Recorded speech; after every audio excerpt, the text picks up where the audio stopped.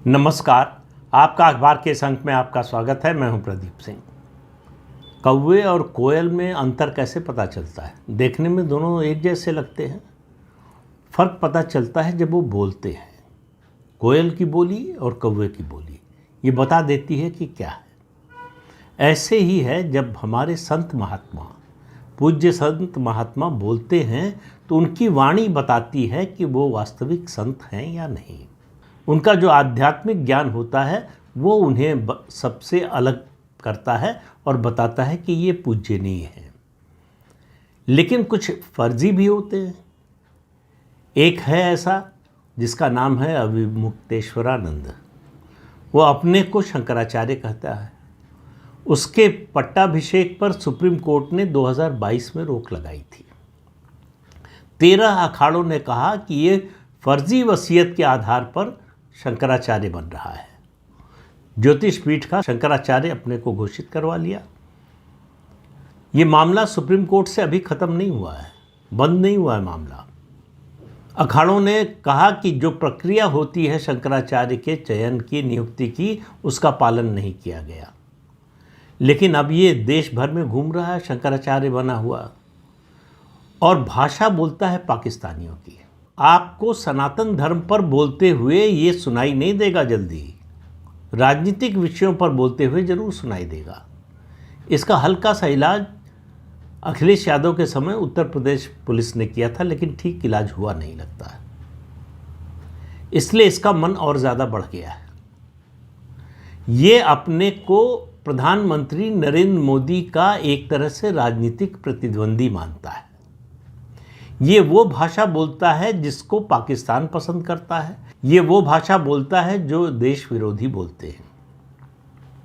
पहलगाम की घटना हुई, पूरा देश स्तब्ध है। प्रत्यक्षदर्शियों ने जो बताया वो सुनकर लोगों का दिल दहल गया। पूरी दुनिया इस समय भारत के साथ खड़ी है। लेकिन इस अनपढ़ को सुनिए, इस जाहिल व्यक्ति को सुनिए तो आपको लगेगा कि इसको शंकराचार्य होना तो दूर, इसको भगवा वस्त्र पहनने का भी अधिकार नहीं होना चाहिए। ऐसे ही लोग हैं जो सनातन को बदनाम करते हैं। ऐसे ही लोग हैं जो अंदर से सनातन विरोधी हैं, ऊपर से सनातन समर्थक दिखाते हैं। तो पहले तो जान लीजिए कि इसने कहा क्या। पहलगाम की घटना पर प्रतिक्रिया देने का तुम्हारा क्या औचित्य है? कौन पूछ रहा है तुमको? हो क्या तुम फर्जीवाड़े से बने हो शंकराचार्य या सही आधार पर बने हो? इसका फैसला तो सुप्रीम कोर्ट करेगा। लेकिन कम से कम अखाड़े, जो 13 अखाड़े हैं, वो मानने को तैयार नहीं है कि तुम सही तरीके से बने हो। और लालच का आलम देखिए कि किसी उद्योगपति के यहाँ शादी समारोह हो तो जीभ लपलपाने लगती है, वहाँ पहुँच जाता है।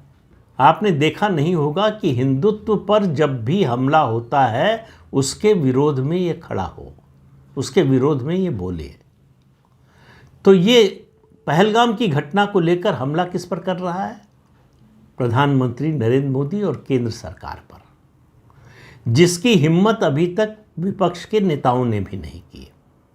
कह रहा है कि हमारे घर में चोरी होती है तो पहले किसको पकड़ते हैं? चौकीदार को। तो अपने को चौकीदार कहते, नाम नहीं लिया। हिम्मत नहीं है प्रधानमंत्री नरेंद्र मोदी का नाम लेने की।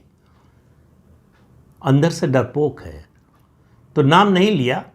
कहा कि अपने को चौकीदार कहते हैं तो चौकीदारी तो की नहीं, तो चौकीदार को पकड़ना चाहिए कि कैसी चौकीदारी की। लेकिन अगली बात उसने जो कही, एक छोटा सा उसने वीडियो जारी किया है, उसमें ये बातें कही है। अगली बात जो कही उससे आपको पता चल जाएगा कि ये पाकिस्तान समर्थकों और देश विरोधियों के साथ है। कह रहे हैं कि ये जो आए थे आतंकवादी पाकिस्तान से आए थे। तो ये पूछ रहा, आपको कैसे पता चल गया और तुमको कैसे पता चल गया कि ये पाकिस्तान से नहीं आए थे? इंटेलिजेंस एजेंसीज जब काम करती हैं तो 2 तरह का इंटेलिजेंस होता है। तो उसने अगला सवाल किया था कि आपको जब पता चल गया इतनी जल्दी कि पाकिस्तान से आए थे तो पहले क्यों नहीं पता कर लिया? 2 तरह का इंटेलिजेंस होता है, एक जनरल इंटेलिजेंस, एक एक्शनेबल इंटेलिजेंस। अब इस अनपढ़ आदमी से मुझे ज़्यादा मालूम नहीं है कि ये कितना पढ़ा है। 6ठी क्लास के बाद ही इसके पिता इसको लेकर गए थे गुजरात और किसी संत के यहाँ छोड़ आए थे।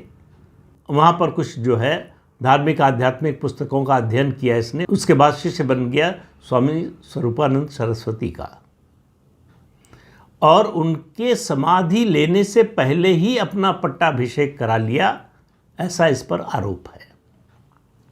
और ये सब बातें जो मैं कह रहा हूँ ये देश के सॉलिसिटर जनरल तुषार मेहता ने सुप्रीम कोर्ट में कही। सुप्रीम कोर्ट की खंडपीठ सुनवाई कर रही थी इस मामले की, जिसमें 2 न्यायाधीश थे, BR गवई जो अब अगले जो है CJI बनने वाले हैं, और जस्टिस BV नागरत्ना। इन दोनों की खंडपीठ ने इसके पट्टाभिषेक पर रोक लगा दी थी। कहा एक आदमी गलत तरीके से शंकराचार्य की पदवी धारण करना चाहता है, इसका बड़ा गलत मैसेज जाएगा, इसलिए रोक लगाते हैं। अपने यहाँ जो न्याय व्यवस्था है जिस गति से चलती है वह आपको पता है। अब उस केस के बारे में अंतिम फैसला कब होगा, कम से कम मुझे मालूम नहीं है कि उस केस में कोई अंतिम फैसला हुआ है, लेकिन ये शंकराचार्य बना हुआ है।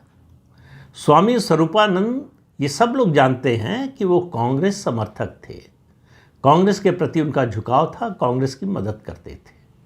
लेकिन ये एक मामला है, उनकी विद्वता पर कोई शक नहीं कर सकता।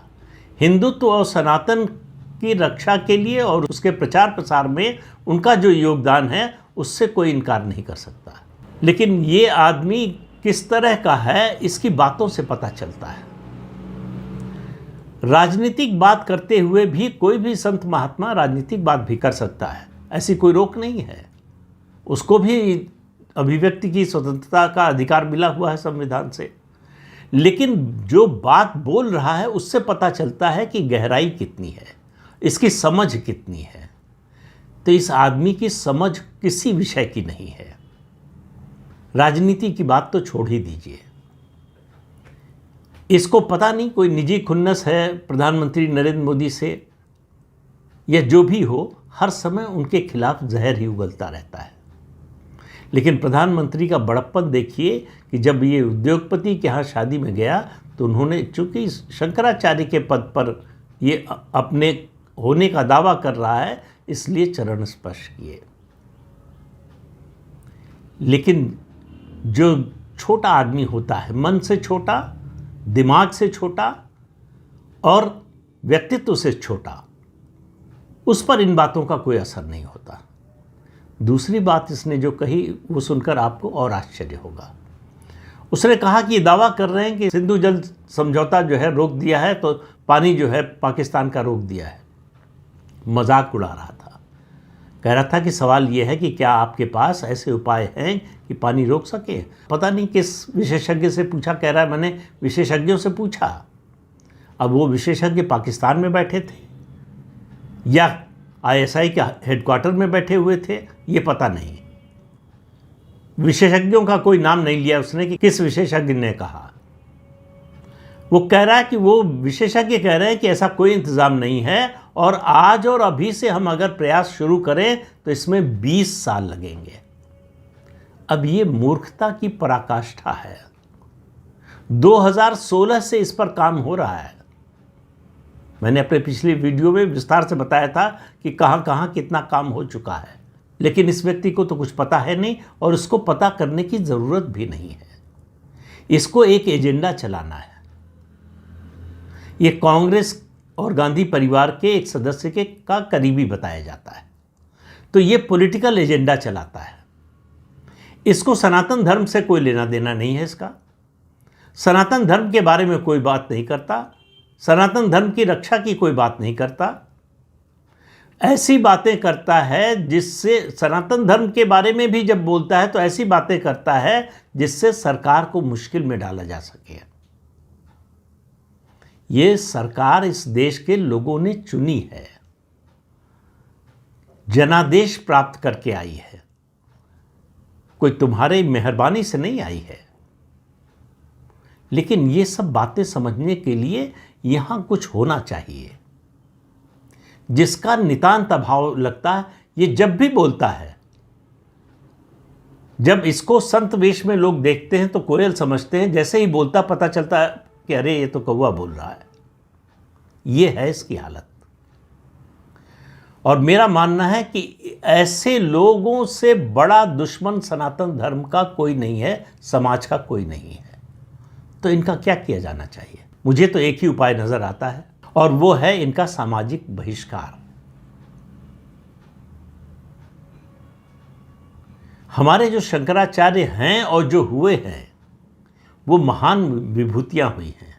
उनकी आध्यात्मिक ऊर्जा एक अलग स्तर की थी। इस व्यक्ति में कोई आध्यात्मिक ऊर्जा दूर दूर तक दिखाई नहीं देती है।